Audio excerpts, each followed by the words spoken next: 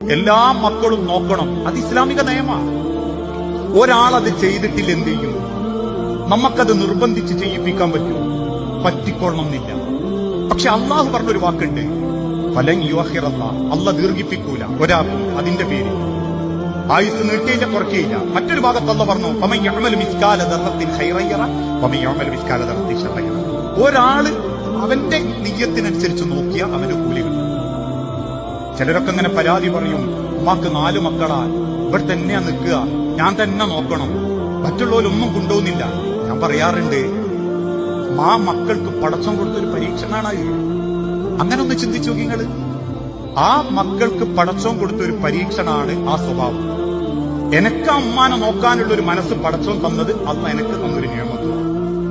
ആ നോക്കിയതിന്റെ കൂലിങ്ങി പറഞ്ഞു കളയരുത്. ഫമൻ യഅമലു മിസ്കാല ദർറത്തിൻ ഖൈറൻ യറ. നീ നിയ്യത്ത് നന്നാക്കി നോക്കുകയാണ്, എനിക്ക് അതിന്റെ കൂലി കിട്ടും.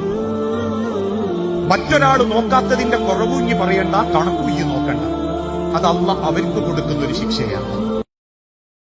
Download ShareChat.